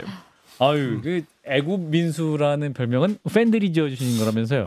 그렇죠. 근데 애국 민수라는 별명 들어보신 적 있으신가요? 그럼요. 많이 들어봤어요. 사실 이게 그러니까 제가 공식적으로 쓰는 별명은 아니고 그냥 이제 소위 어떤 팬분들께서 지어주신 애굽이라고 하는 게 이제 이집트의 한자식 표현이잖아요. 그리고 그 민수라는 게 제 본명이 민수이기도 하지만 동시에 그 이제 어떤 그 제가 뭐 말해도 될지 모르겠지만 그 침착맨 예, 그 250만 채널 그 채널의 이제 그 유니버스 내에서 통용되는 밈이거든요. 자기가 좋아하고 전문적인 지식을 갖고 있는 분야에 대해서 그냥 혼자 내비로도 몇 시간씩 그냥 혼자 주구장창 떠들 수 있는 사람들을 칭하는 그런 호칭이에요. 근데 이제 저는 제가 이제 그 방송에 출연했을 때 뭐 한 5시간 동안 계속 얘기를 하니까 5시간 동안 그냥 5시간도 더 할 수 있기도 한데 그럼 오늘도 한 3시간 정도? 아닙니다. 제가 처음 듣기로 뭐 시간 한 30분 정도 안 주신다고 25분 정도. 근데 또 분위기 봐서 제가 발음을 잘못해서 애국 민수냐 이렇게 한 애국가 애국입니다. 애국. 종종 어떤 분들은 그렇게 놀리시기도 합니다. 보수 유튜버 나왔냐 이렇게 물어보신 분들하고 그거 아니다라는 점을 애국. 성경의 애국. 저 사실 이제 고고학자 하면 저희가 이제 레이더스, 인디아나 존스 딱 생각하는데, 그러니까 우리 박 소장님도 약간 대한민국의 인디아나 존스다 이렇게 소개해드린 게 더 나을 수 있을까요? 저는 좋습니다. 일단 그래요? 멋있잖아요, 그분은. 그리고 또 이게 사실 뭐 엄밀한 의미로 인디아나 존스라는 그 캐릭터는 그 제대로 된 고고학자는 아니에요. 다만 어떤 고고학이라는 학문의 대중화에 있어서 그 캐릭터만큼 역할을 한 분이 없기 때문에. 뭐 이제 저한테 만약에 한국의 인디아나 존스라고 불러주신다면 저는 사실 영광스럽게 생각을 합니다. 예, 우리 다들 막 쫓기고 그런 건 아니는군요. 그렇죠. 그렇죠. 자, 우리 곽 소장님이 사실은 옥스포드에서 공부하셨고 런던 대학, 더럼 대학에서 박사까지 다 공부하신 분이세요. 자, 그러면 이집트를 또 선택을 하신 거 아니에요? 고고학 분야에서. 예, 그렇죠. 왜 이집트를 우리 소장님이 이집트가 소장님 부른 겁니까? 파라오가? 이게 뭐 약간 그래요. 그러니까 스핑크스 콜즈 유. 맞아요. 저는 어렸을 때 제가 이제 한 4살부터 9살 때까지 이집트에 산 적이 있어요. 저희 아버지 직장 때문에 살았던 적이 있는데 그때 그냥 저도 모르게 매혹당했죠. 그 고대 이집트 문명에. 그래서 이 문명과 관련된 무엇인가를 하고 싶다라고 막연하게 생각을 했었고 이제 아주 어린 시절에 그러다가 이제 고고학이라는 학문을 해야지 여기에 조금 더 접근할 수 있겠구나라는 판단을 하게 되어가지고 이제 고고학을 하게 된 거죠. 이야, 그렇게 대단하십니다. 이게 이집트라는 나라 자체가 또 굉장히 매력적인데 저희 스튜디오 안에는 이집트를 갔다 온 분을 보유하고 있는 걸 조금 전에 알았습니다. 우리 진 작가님이 이집트 다녀오셨다면서 언제 다녀오신 거예요? 국회 있을 때 다녀왔고요. 국회 교육위 차원에서 갔는데 지금 생각하면 외유 같아요. 외유라고 지적 당할 만한 그 여행이었는데 굉장히 뭐 그럼에도 불구하고 인상적이었던 그 기억들이 굉장히 많이 남아있죠. 역시 투탕카멘 무덤을 다녀온 분과 투탕카멘 노래방을 다녀온 분이 두 가지 종류가 있죠, 그죠? 이집트에 다녀오신 분과 사실 이제 이집트 굉장히 이제 고대 문명의 발상지, 뭐 나일강의 기적 뭐 이런 얘기 많이 하고 피라미드, 스핑크스 이렇게 하는데 정말 그 다양한 문화재가 있는 나라다 이렇게 알려져 있는데 우리가 대한민국 사람들이 별로 좀 표면적으로 알고 있는 거죠, 사실 이집트에 대해서. 그렇죠. 그러니까 보통 이제 이집트라고 하시면은 아마 가장 먼저 떠올리시는 이미지가 피라미드. 그다음에 계속 얘기 나왔던 투탕카멘. 그리고 몇 명 더 있어요. 람세스, 미라. 제가 이제 항상 뭐 강의 같은 걸 할 때 여쭤보거든요. 어떤 게 떠오르시나 이집트라고 하면은 거의 대부분 다 90% 이상 다 그 말씀을 하세요. 물론 이제 그 이집트는 고대 문명이 가장 어떤 주요한 컨텐츠이긴 하지만 사실 이 고대 문명 이외에도 엄청나게 많은 역사적인 컨텐츠들을 갖고 있어요. 뭐 이를테면 이집트 고대 문명이 끝난 이후에는 고대 그리스 로마 어떤 문화가 이집트에서 또 확인이 되고 또 기독교 역시도 상당히 초창기에 이집트에 들어가요. 전설에 따르면 대략 한 서기 40년이니까 정말 초창기죠.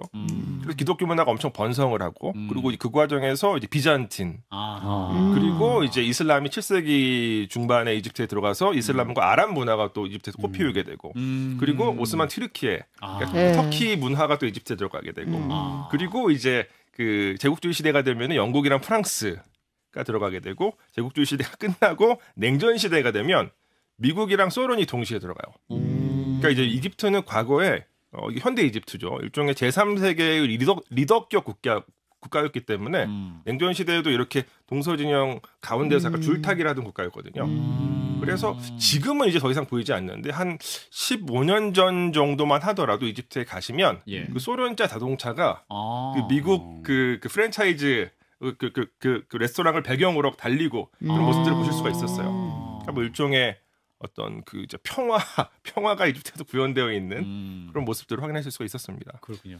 말씀 듣고 보니까 고대는 완전히 고대 문명으로서 이집트 문명이 압도적인 지위였는데 그 다음엔 어떻게 보면 양측의 문화의 뭐 중간에서 양측을 다 받아들이고 융화시키는 그게 뭐 지리적인 이런 문제 때문에 그런 건가요? 근데 사실 이게 그러니까 아까도 제가 잠깐 말씀드렸지만 이게 고대 이집트 문명과 현대 이집트 이 사이에도 엄청나게 이집트는 문화적으로 항상 융성을 했었고 그렇지만 이제 현대에 와서는 뭐 이제 어떤 제국주의 어떤 열강의 이제 일종의 수탈을 받고 이제 그 과정에서 뭐 지금은 이제 뭐 이렇게 한국 분들 눈에는 변변치 않은 국가처럼 보이지만 또 실제로 현대 이집트를 객관적으로 살펴보시면 아프리카에 있는 50여 개 국가들 중에서 경제적으로나 정치적으로나 가장 강력한 영향을 갖고 있는 국가예요. 그렇군요. 이집트가 그런 나라다. 자, 아주 개괄적인 아주 핵심적인 내용을 우리 곽 소장님이 짚어주셨고, 자, 이집트의 문외한인 저를 위해서 하나씩 좀 설명을 해드리면 좋겠습니다. 자, 그래서 오늘은 이제 이집트 다 알 수는 없을 것 같고, 그래서 우리 대한민국에서 만날 수 있는 이집트의 흔적들이라는 주제로 좀 좁혀서 해보겠습니다. 사실 이제 집이나 카페 이런 곳에 가보면 어떤 이집트 관련 소품이나 인테리어를 쓰는 경우가 많이 있기 때문에 그런 사진 자료 같은 거 보면서 우리 소장님의 식견을 바탕으로 이해해 보겠습니다. 네. 요 사진 이제 나가고 있는데 요거 어떤 그림입니까? 요거는 약간 두 개의 장면 합성해 놓은 장면 같은데요. 예. 그러니까 두 명의 여성이 보이실 텐데 둘 다 여신이에요. 가장 그 좌측에 있는 여신은 이제 마트라고 하는 여신이고 우측에 있는 여신은 저 생김새로만으로는 분명하게 확인하기 어렵지만 하토르나 이시스 여신인 것 같습니다. 머리에 이렇게 그 암소뿔이 있고 태양 원반이 박혀 있는 머리 장식을 하고 있기 때문에 보통 이런 장면들은 그 이제 무덤 속에서 많이 확인이 돼요. 그러니까 왕이나 왕비, 왕족의 무덤에서 많이 확인되는 그런 장면입니다. 그러니까 아마도 네페르타리라고 하는 그 람세스 2세 이 왕비의 무덤에 그려져 있는 벽화를 모티브로 해서 만든 그런 그림인 것 같아요. 아주 정확하진 않지만 제가 가시면 기념품으로 사실 수 있는 그런 그림입니다. 저희 사진에 보면 좌우에 문양들이 쭉 있잖아요. 이집트가 이제 원래 상형 문자니까 저건 그냥 문양인가요? 문자인가요? 다 글자인데 지금 여기에는 아주 정확하게 쓰여져 있지는 않은 것 같아요. 그냥 이제 모티브가 좀 따가지고 이제 써놓은 것 같습니다. 저런 문양들은 다 글자로 생각하시면 돼요. 그건 이집트 학을 하셨으니까 고고학을 하셨으니까 제가 이제 인디아나 존스 보면 저런 거 보고 지금 이거 어디로 가야 됩니까? 그럼 문자를 이렇게 면지를 툭툭 털고 오른쪽 비석을 90도 돌리세요 이러잖아요. 같이 똑같이 그런 걸 다 고대 이집트어를 읽으실 수 있어요. 그렇죠. 그러니까 잘못 돌리면 활이 나오고 죄송합니다. 그런 무덤에 이제 그런 어떤 위험스러운 장치들은 되어 있지 않지만 이집트 학을 전공한다는 것은 어쨌건 고대 이집트 문자, 소위 우리가 상형 문자라고 보통 많이 부르는 그 문자로 쓰여져 있는 언어를 이제 공부한다는 얘기거든요. 그러니까 물론 저는 이제 고고학자이기 때문에 엄청나게 막 언어적으로 굉장히 뛰어난 식견을 갖고 있지 않지만 저도 이제 대학원 다닐 때 진짜 몇 년 동안 엄청나게 고생했습니다. 한 2년 정도 거의 잠 못 자가면서 시험도 봐야 됐기 때문에 공부를 했었죠. 그렇군요. 자, 두 번째 또 이미지가 준비됐습니다. 자, 라디오 들으신 분이 유튜브로 들어오셔야지 저희들의 재미난 얘기를 들을 수 있는데 뭔가 사람들이 굉장히 많고 벽들이 있고 일단 다 서 있고 두 분이 앉아 계시네요. 이것도 마찬가지인데 다 그 어떤 왕이나 왕비의 무덤에 이제 보통 그려져 있는 벽화거든요. 근데 이런 그림들은 신전에도 그려져 있기는 해요. 지금 이제 보시면은 지금 이제 새 어떤 그 세 개의 주제가 보이는데 이제 6명의 사람이 있죠. 그 같은 크기로. 그 중에서 좌측편에 서 있는 분들은 다 왕이나 왕비예요. 그리고 왕이나 왕비가 신한테 제물을 바치고 있는 장면입니다. 그래서 제일 왼쪽에 있는 분 남자 아니에요? 제일 왼쪽에 있는 분은 왕이고요. 그 다음에 그 앞에 서 있는 분은 여신이고, 그 다음에 서 있는 분은 왕비고, 그 다음에 앉아 계시는 분도 그 여신이고, 그 다음에 서 있는 그 분도 왕이고, 그 다음에 또 신이고, 그리고 또 신. 이런 어떤 이제 모습들을 보여줍니다. 왕하고 신하고 누가 서열이 높아요? 신이 훨씬 높죠. 그래서 지금 저거는 신이 왕한테 제물을 바치고 있는 장면이에요. 근데 왜 저분들은 정면샷은 안 찍고 딱 옆에만 계시고 우리는 옆에 계신 옆모습만 볼 수 있는 감히 우리가 볼 수 없는 존재들이어서 보시면은 그러니까 저 이집트식의 저 벽화들은 그 정면과 측면이 동시에 그려져 있어요. 보시면 가슴 부분은 정면입니다. 가슴은 정면을 향하고 있어요. 그러니까 얼굴이나 뭐 손이나 이 발 등은 전부 다 측면을 이제 보여주고 있지만 가슴만큼은 정면을 보여주고 있고 그래서 저 부분을 이제 미술사학에서는 이제 정면성의 원리라고 하는데 추정컨대 고대 이집트인들은 저 그림을 그릴 때 있는 그대로 그리는 것이 아니라 이미지 자체에 어떤 힘이 있다고 생각을 했었기 때문에 그 이미지로 이제 그리려고 하는 그 대상의 모든 속성을 다 표현을 하고 싶었던 것 같아요.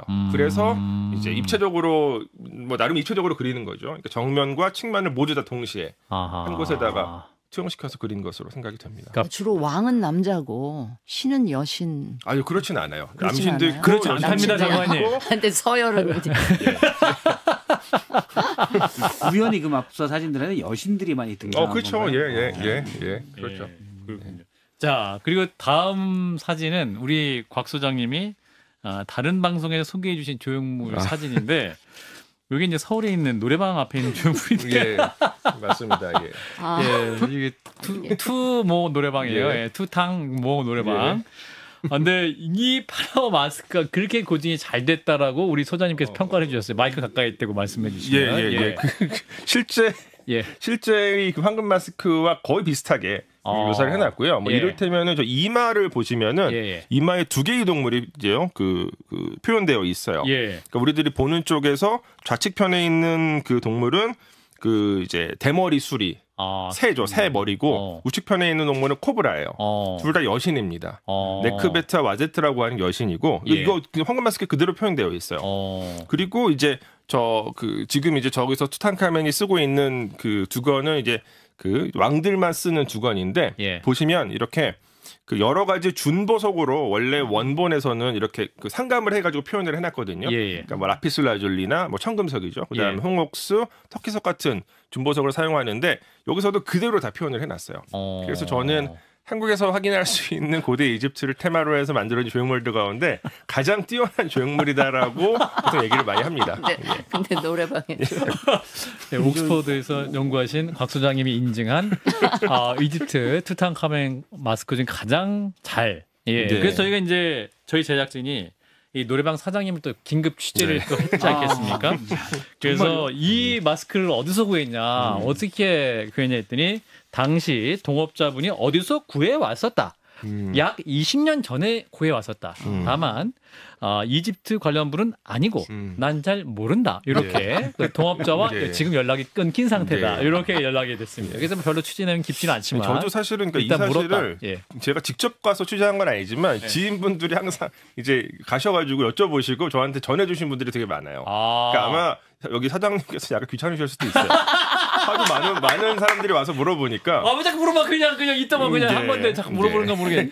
맞습니다. 제작진에 따르면 굉장히 질문을 귀찮아 하셨답니다. 예. 노래방 이름 잘못 지었다. 와서 그냥 1시간 노래하고 가지. 뭘 자꾸 물어보느냐. 네. 뭐 지금 저 투탕카멘 사진에 얼굴을 보면 네. 상당히 온화하고 부드러운 미소거든요. 네. 원래 투탕카멘이 그런 이미지인가요?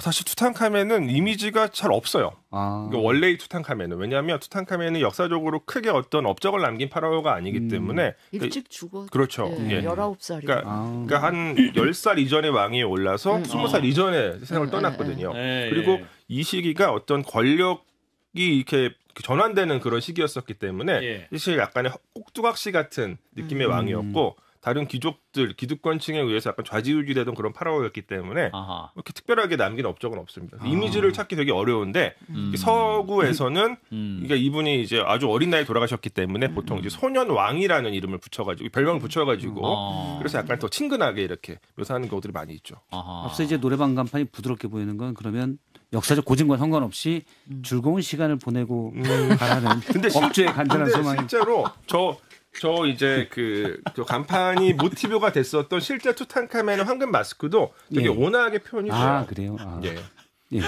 즐거운 시간을 보내고 하라는 투탕카멘의 의지를 표현하는 상이다. 근데 실제로 이게 고대 이집트 어떤 고대 이집트 컨텐츠들이 한국에서 이렇게 재현되는 그 공간적인 맥락들을 보면은 대부분 다 약간 즐거운 시간을 이제 보내는 거를 목적으로 하는 그런 공간들이 고대 이집트로 꾸며지는 것이 많이 있어요. 놀이공원. 뭐 그래서 저희가 공교롭게도 즐거운 시간을 보내는 장소에서 발견된 투탕카멘을 또 만나보겠습니다. 이번엔 찜질방에서 출연한 투탕카멘인데 요거 아까 투탕카멘 약간 완성도가 좀 떨어지네요, 소장님 그죠? 현저하게 떨어지죠. 현저하게 떨어지죠. 아까 이마도 보시면은 두 마리가 없어요. 지금 한 마리가 있어요. 수리가 없네, 그죠? 그렇죠. 대머리 수리가 없어요. 그리고 이제 이 재현물의 문제는 무엇보다 지금 뒤에 보시면 피라미드를 구현해놨잖아요. 투탕카멘은 피라미드와 상관이 없어요.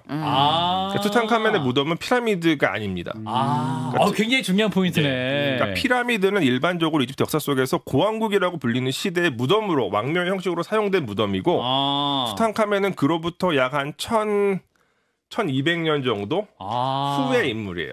엄청난 시차가 있네요. 야, 이건 귀한 지식. 고대 이집트 문명은 거의 4000년 정도 유지가 돼요. 그러니까 그 내부에서도 뭐 차이가 굉장히 많이 있죠. 그러니까 이를테면 우리가 이제 알고 있는 클레오파트라 이집트 파라오죠. 클레오파트라로부터 오늘까지 오늘 이제 8월 16일인데 그렇지. 오늘까지의 시간적인 그 거리보다 클레오파트라로부터 우리가 잘 알고 있는 그 이집트 대피라미드까지 시간적인 거리가 더 길어요. 그렇죠. 클레오파트라 기원전 30년에 죽고 예. 이집트 대피라미드 대략 기원전 2550년에 세워지거든요. 그러니까 오늘부터 클레오파트라까지는 한 2050년 정도. 근데 클레오파트라로부터 대피라미드까지는 2500, 600년 정도 시간 있는 거죠. 단군이 건국했을 때보다 좀 더 일찍. 그렇죠. 예, 그렇죠. 근데 저희는 그냥 이제 이집트 문명하면 옛날에 기원전 이렇게 알고 있는데 고대. 보통 한 3000년 정도를 예. 쭉 그 문명을 그렇죠. 이어온. 그러니까 투탕카멘한테도 그 이집트 피라미드들은 그냥 고대의 유적이었던 거예요. 그러니까 오늘날 우리가 경전에 가서 만나게 되는 뭐 석굴암이나 뭐 이제 이런 불국사나 이런 고대의 유적들을 바라보는 것보다도 오히려 더 시간적인 거리가 더 먼 유적인 거죠. 그렇군요. 사실 찜질방에 투탕카멘이 등장했는데 사실은 이제 여러 문명이 발달을 하면 목욕 문화가 발달하잖아요. 그렇죠. 그러면 이 투탕카멘과 찜질방은 상관관계가 없습니다. 없습니다. 여러분 없습니다. 예. 괜히 엉뚱한 구조물이 있다는 거를 이해하시면 저도 되겠습니다. 그런 걸 물어보고 싶었는데 예. 부끄러울까 봐 안 물어봤는데. 부끄러우면 저의 몫입니다. 예, 박사님은 품이 있는 걸 여쭤보세요. 예. 아니 진짜 이렇게 사우나 같은 데나 찜질방 가면 이집트 벽화 같은 게 맞아요. 많이 있더라고요. 예, 그래서 예. 굳이 저게 왜 즐거운 있지? 시간. 즐거운 시간. 편안한 시간을 예. 보내라는. 예. 그러니까 이집트 문명이 사실 굉장히 풍요로운 문명이었고 그렇다 네, 보니까 그렇죠. 그러니까 이제 현대인들의 관점에서는 뭔가 이 사람들은 되게 어떤 그 향락도 좀 즐겼을 것이다라고 하는 이미지가 있어요. 사실은 사실과는 좀 차이가 있지만 그렇다 보니까 뭔가 즐겁고 좀 여유롭고 이런 공간들은 좀 이집트식으로 꾸며지는 경우들이 많이 있는 것 같습니다. 그렇죠. 사실 대표적인 사례가 그 미국에도 있죠. 라스베가스에 가면은 그 대형 카지노 호텔, 룩소르 호텔 역시도 이제 피라미드 형태로 이제 건물이 만들어져 있고 모든 호텔이 다 이집트를 테마로 해서 꾸며져 있거든요. 그렇군요. 역시 다 즐거운 마음으로 즐기고 가라는 기본 철학이 있습니다. 자, 이제 또 이집트 하면 가장 일반적으로 하는 게 파라오의 저주 뭐 이런 것들인데 우리 소장님은 다 이제 체험하시고 다 가보시고 마르고 닳도록 설명도 해주시고 현지에서 그러셨던 거죠, 그죠? 그렇죠. 예, 전문가 보시기에 어떻습니까? 놀이공원 같은데 보면 또 이런 것도 많이 있는데 그런 거 실제로 고증해 보시면 어떠세요? 사실 그러니까 한국에서 세워져 있는 그 여러 이집트 관련된 네. 그 고조물들은 네. 뭐 고증이 되어 있는 경우가 거의 없어요. 그러니까 실제 고증이 이루어지지 않은 상태로 만들어집니다. 그러니까 아마 디자이너분들이 사진 같은 것들을 그냥 열심히 공부하셔가지고 이제 본따는 방식으로 이제 만드신 것 같고 그렇다 보니까 뭐 디테일하게 살펴보면 할 얘기가 너무 많아지죠. 약간 터무니없는 부분들도 있어요. 그러니까 뭐 그런 것을 설치하실 때는 한국 이집트학 연구소의 곽 소장님을 우리 광민수 소장님을 모시면 정확한 구조물을 쓸 수가 있다는 싼 점. 가격에 모시겠습니다. 예, 싼 가격에. 자, 클레오파트라 얘기를 좀 하면서 거의 시간이 라디오 시간을 마무리해야 될 것 같은데 이제 클레오파트라는 어떤 사람이었습니까? 어떤 왕?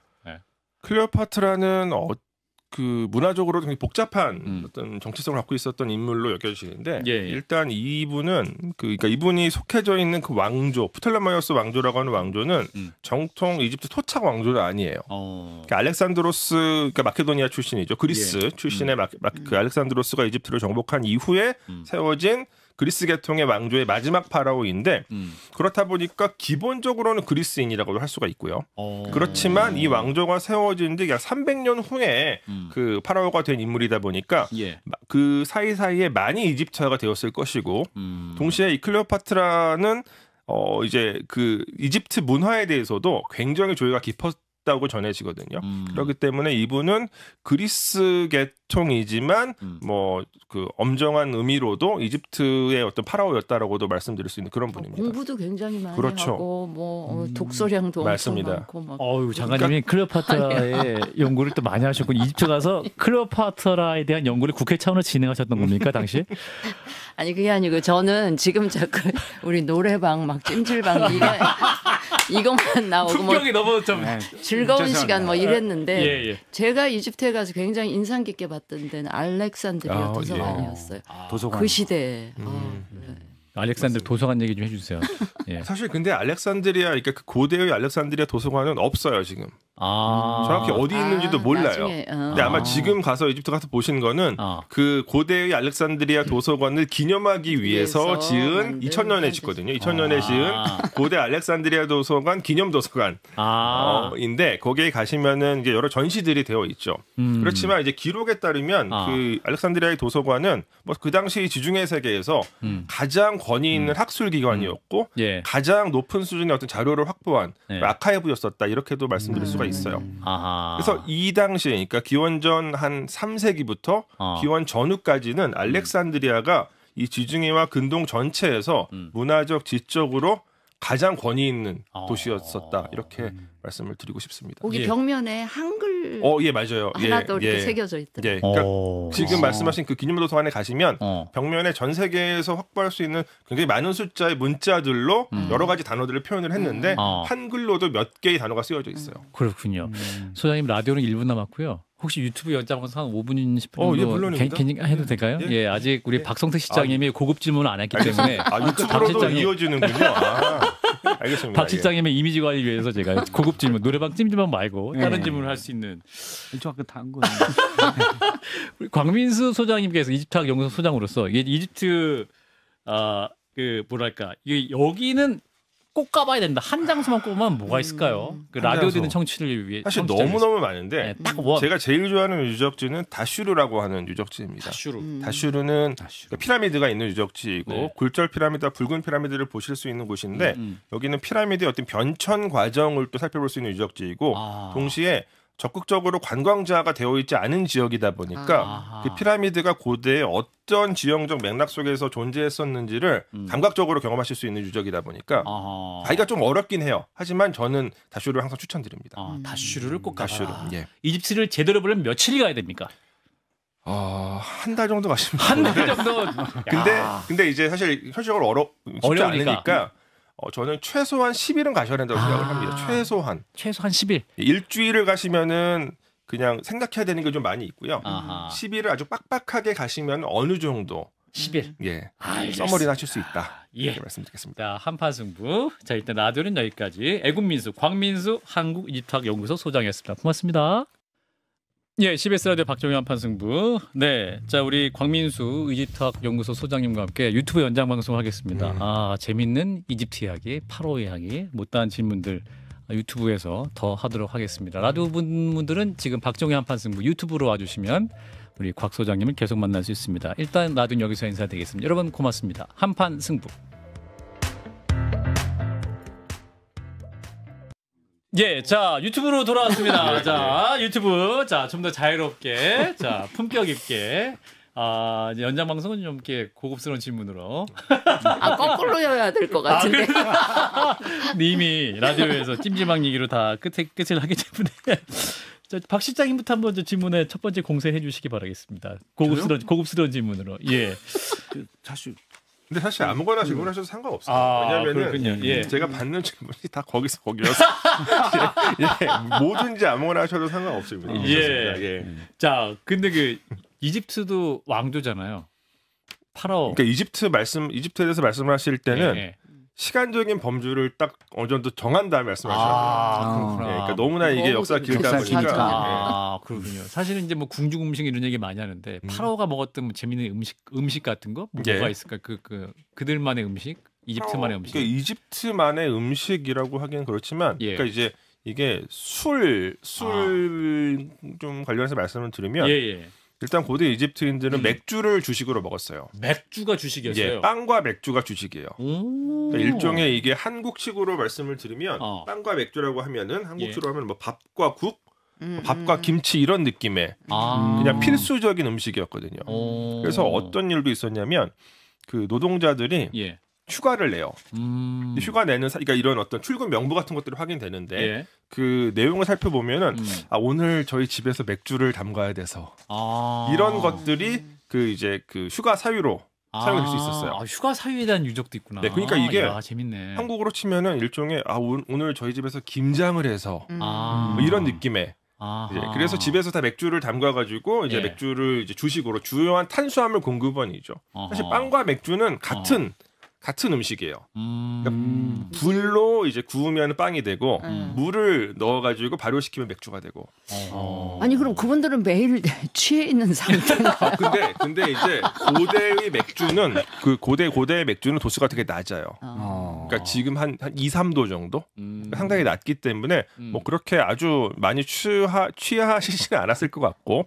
그리고 이제 아까 파라오의 음식을 말씀하셨는데 이 맥주와는 대비되는 아주 고급 술이 이집트에서 이제 와인이 있습니다. 아 와인. 예, 와인 같은 경우는 그러니까 이집트가 이렇게 와인이 잘 자라는, 그러니까 포도가 잘 자라는 곳이 아니에요. 이집트보다 조금 더 선선해야지 잘 자라기 때문에 그래서 이집트 문명기 초창기 때부터 이집트에서는 저쪽 그 레반트, 그러니까 동지 중에 지금 오늘날 뭐 시리아나 저기 레바논, 뭐 이쪽 요르단 이쪽 지방에서 이제 그 와인을 수입한 모습들이 많이 나타나고. 또 조금 후대에 이제 그 포도 농사를 직접 짓긴 했는데 이 포도원들은 전부 다 왕실 소유였어요. 그러니까 이제 와인은 상당히 고급 그 주류였다 이렇게 말씀드릴 수가 있죠. 그렇군요. 자 유해준사님이 질문을 주셨는데 이집트 하면 미라가 생각나는데 이 더운 이집트에서 왜 어떻게 미라가 잘 보존됐을까요? 라는 질문. 일단은 미라는 그 인공적으로 건조를 시킨 시신이에요. 그러니까 이게 그 어떤 우리 시신이 썩느냐 썩지 않느냐는 건조와 부패의 속도 싸움에서 이제 시작이 되는데 부패보다 건조가 먼저 이루어지면 안 썩는 거예요. 썩을 게 더 이상 남아있지 않으니까. 근데 건조가 되기 전에 부패가 일어나면 썩는 거고. 근데 이집트는 기후적으로 일단 인공적으로 미라를 만들지 않아도 왜냐면 여기 사막 기후다 보니까 사막 쪽에 시신을 묻으면은 부패가 일어나기 전에 시신이 먼저 다 그 건조가 돼버려요. 그래서 인공적으로 미라를 만들기 이전, 그러니까 이집트에서는 선사시대 때에도 썩지 않은 시신들이 나와요. 자연 상태로 미라된 시신들이 나와요. 그런데 이제 문명이 시작되고 이집트 사람들이 무덤을 본격적으로 만들기 시작하면서부터 시신이 썩어요. 왜냐하면 무덤을 만든다라는 것은 시신과 지표면이 물리적으로 직접 닿지 않게 된다는 것을 뜻하거든요. 그러니까 썩는 거예요. 그러니까 이집트에서는 시신이 썩는 게 너무 어색한 일이기 때문에 이 사람들이 고민을 하다가 아마 그러면은 썩기 전에 먼저 다 건조시켜 버리지.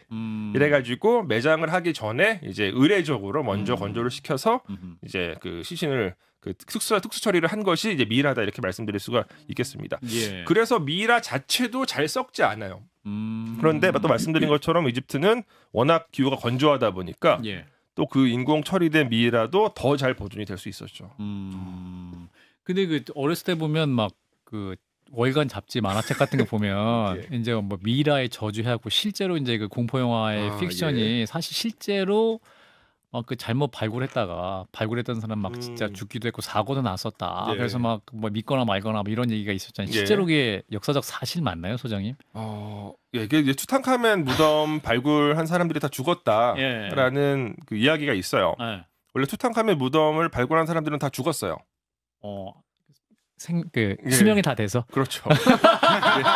투탕카멘 무덤에 들어가면 다 죽어요, 사람은 누구나. 맞네, 죽을 수밖에 없습니다. 근데 아무튼 그게 이제 일종의 도시 전설, 도시 괴담이 만들어졌는데 그러니까 투탕카멘 무덤 발굴 1920년에 발굴이 이루어지는데 이 발굴에 직접 관여했었던 사람들 중에서 몇 분이 돌아가셔요. 그러니까 그 발굴과 이제 시간이 그렇게 막 그 떨어져 있지 않은 그 시점에 대표적으로는 이 무덤 발굴의 후원자였었던 카나몬 백작이라고 영국의 귀족이 돌아가시고 근데 이게 한 20명 정도 돌아가시는데 한 3년 사이에 많이 돌아가셨잖아요. 맞네요.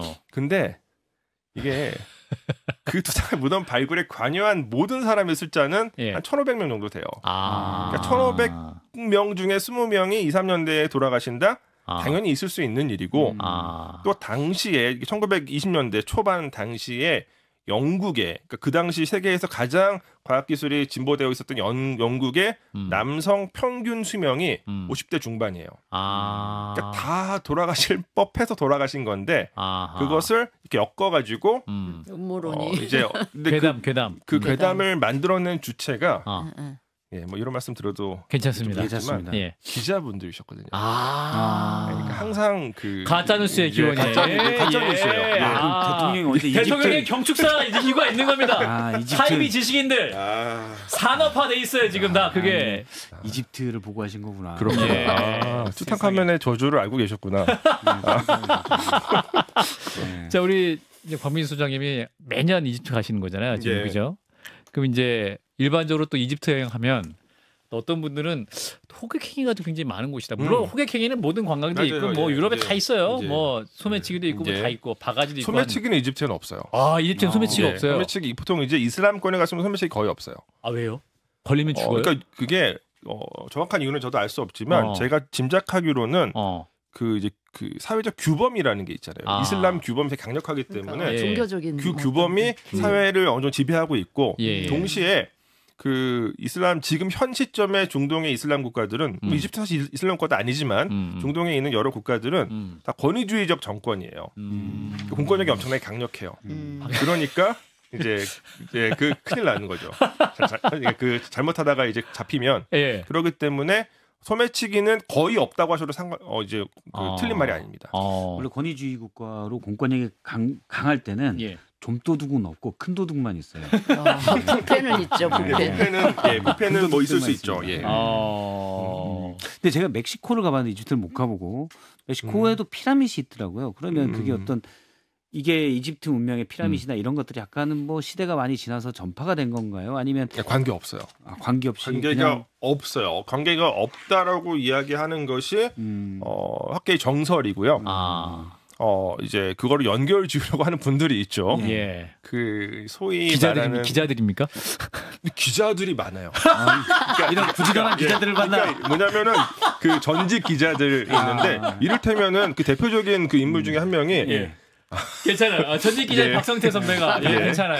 괜찮습니다. 한국에서도 90년대 후반에 번역돼가지고 인기를 끌었었던 신의 지문이라는 책이 있어요. 그 그레이엄 행콕이라고 하는 전직 기자분이 쓰신 책이고 이분이 이제 그 넷플릭스에 또 무슨 다큐멘터리 시리즈를 가지고서 주장을 하시는데 아무튼 이제 이런 분들을 칭하는 전문 용어가 있습니다.